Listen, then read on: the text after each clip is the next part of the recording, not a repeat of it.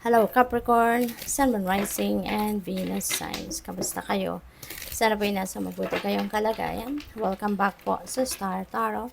At kung bago kayo rito, welcome din po kayo. Please subscribe, like, share my videos, and leave me a comment kung naka-resonate kayo. Thank you. Tignan natin kung ano yung mga messages ni Capricorn. First card ninyo is the King of Swords. What to embrace? We have the Three of Cups. Ano yung dapat ninyong i-avoid this week? We have the Five of Cups. Ano yung possible na accomplishment ninyo? We have the Moon energy. Ano yung blessings, opportunities that might come your way? We have the Queen of Wands. Ano naman yung possible na obstacle na ma-encounter ninyo? We have the Eight of Cups. Advice from Spirit. We have Two of Cups. Ayan. So, yung bottom of the deck ninyo is Knight of Pentacles, which is your theme for the week. Alright. So, mabagal. No? Mabagal ang usad, mabagal ang approach sa mga sitwasyon. It's because pag-aaralan ninyo yan. No? Para ngayon, nakahinto. Diba? Nakahinto lang ang kabayo ninyo because you're not ready to move yet. You're not ready to take action yet. Kasi nagdidiskarte ka pa, iniisip mo pa, pinag-aaralan mo pa, naniniguro ka pa. 'Di ba? Na sa bawat step na gagawin mo, sa bawat galaw na gagawin mo ay sigurado ka, no, na magiging maganda, maayos ang resulta nito. Okay? So, yun ang ganap dito for some of you. Yung current energy ninyo is King of Swords. Ayan. So, baka ang iba sa inyo nasa position of authority kayo. Baka nasa isang mataas kayo na posisyon sa inyong trabaho. You know, maaari din na ang iba sa inyo is maaaring ang iba sa inyo rito is isang manager, 'di ba? Isang consultant, 'di ba? Pwedeng ganoon. At maaari din na kayo ay very influential, you know. Baka merong mga taong lumalapit sa iyo then to ask for help, 'di ba? Gamitin ang inyong impluwensya, gamitin ang inyong power to help them kung ano man ang diferensya, ano man ang problema nila, 'di ba? Na alam nilang ikaw ang makakatulong sa kanila. O kaya maaring merong mga taong magsasangguni sa iyo. Ano yung dapat ninyong i-embrace ngayon? We have the Three of Cups. Three of Cups is celebratory energy. So, napakaganda nito kasi may celebration, no? Maaaring yung celebration na to is maaari na ang celebration na to is birthday kasi this is your birthday season na. So, maaaring magse-celebrate kayo ng inyong birthday. Maaaring meron dito mga anniversary,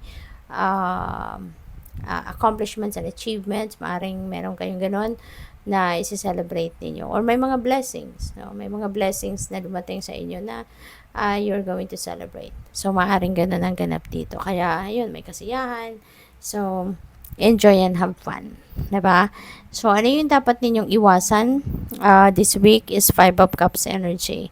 Ayan. So, maaari kasi ng iba sa inyo dito, baka magkakaroon ng mga sitwasyon na ikakalungkot mo, 'di ba?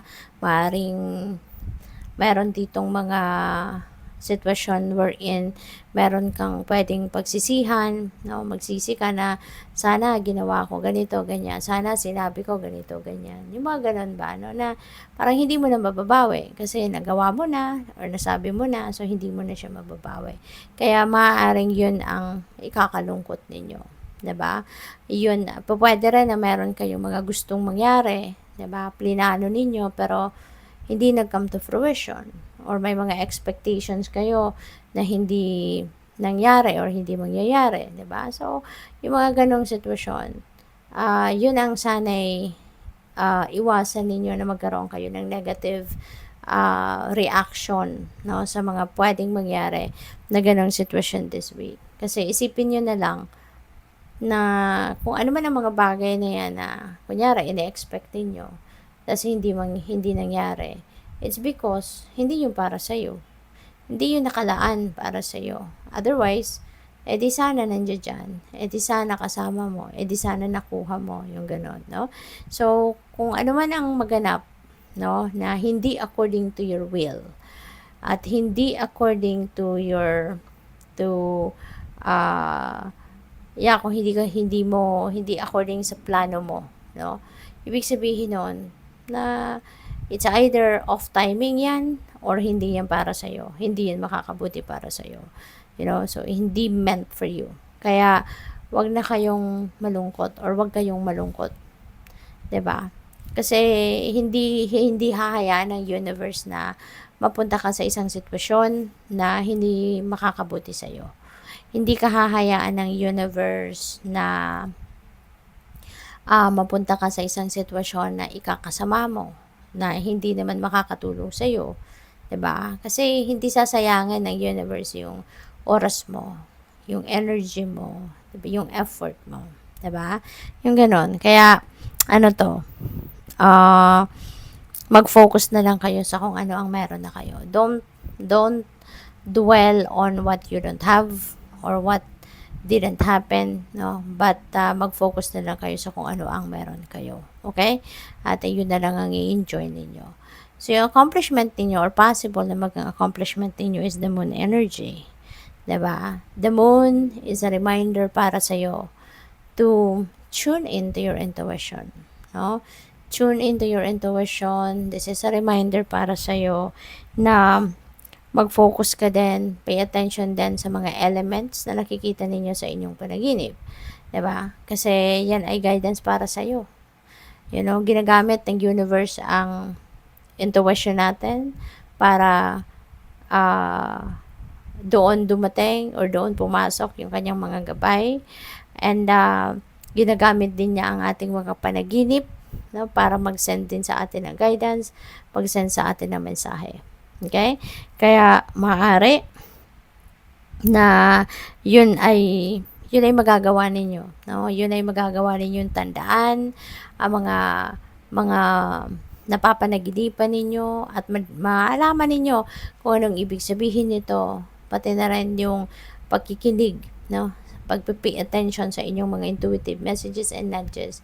So siguro magagawa din ninyo yan at gagawin ninyong guidance yan, no?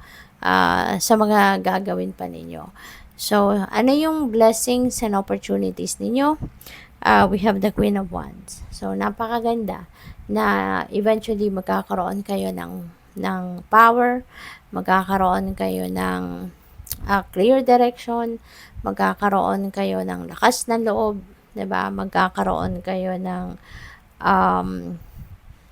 enthusiasm and optimism, focus, determination, na matupad kung ano man ang mga gusto ninyong mangyari sa buhay ninyo. Whatever it is, that you are dreaming of, or kung ano man ang goal ninyo, yan ay gagawin ninyo ang lahat para ito'y mangyari, para ito'y matupad, So, you are going to take extra effort, para ito'y mag-come to fruition, So, good luck sa iyo. Ano ang obstacle ninyo or challenge ninyo this week? We have the 8 of Cups. Ayan. So, there is a desire dito for you to move on, from a certain situation in your life. Nakikita ninyo, na siguro ang current situation ninyo is baka ramdam ninyo na nahihirapan na kayo sa sitwasyon kasi parang walang progress, hindi nagpo-prosper ang ginagawa ninyo or yung mga ideas ninyo hindi nangyayari. As in, parang merong blockages, parang nasa stagnant energy kayo, 'di ba? Yung gano'n. Kaya alam niyo na wala na, 'di ba? Parang nahinto na ang lahat. Parang wala nang changes, wala nang pagbabago. So, gusto niyo nang umalis sa sitwasyon na to. Gusto niyo nang mag-improve, gusto ninyong mag-thrive, mag-grow, 'di ba? Kaya gusto mong umalis. But there is a challenge, na siguro for whatever reason hindi kayo makaalis. For whatever reason hindi ninyo magawa no? Yung gusto ninyong gawing pag-alis. Baka may mga bagay dito na hindi ninyo maiwanan. There maybe may mga sitwasyon na hindi ninyo pwedeng talikuran at this time. 'Di ba? Baka merong sudden change na nangyayari na po pwedeng yun ang magpe-prevent sa inyo from moving on or moving forward with your life, no? So po pwedeng ganon. At ang advice sa inyo ng spirit is Two of Cups. Ayan, so there is partnership. Maaari na kung sino man dito ang dadating sa buhay mo na makaka-partner mo, makaka-collaborate mo, makakatulong mo, you know, this person is going to support you, no? Na baka eventually may sa katuparan kung ano man ang gusto ninyong or saan man ninyo gustong pumunta, ano man ang yung gusto ninyong gawing pag-alis, baka itong taong ito ang makakatulong din sa iyo para matupad mo yon, para mangyari yon, no? So, yung partnership na to, this is going to be this person is going to be very supportive of you. At ikaw din, magiging supportive ka din sa kanya. So, depende sa inyong sitwasyon. It could be a romantic partnership. Pwede rin na bagong friendship. Pwedeng collaboration sa trabaho. Pwedeng business partnership. No? So, depende yan sa inyong sitwasyon. But yes, meron kayong makakapartner na bago sa ngayon. So, final message ninyo, we have number 49. Now is a lucky time. Yan. So, suswertehin kayo. This is your birthday season na. Start na to ng birthday season ninyo. Kaya, suswertehin kayo. No? So, napakaganda. Kasi, si Rabbit is really good luck and good fortune, abundance, no? Na energy, kaya mag-aano din ito, magdadala talaga sa inyo ito na swerte, lalo na pagdating sa pera. Kaya good luck sa'yo. Thank you for watching. Love and light. Namaste.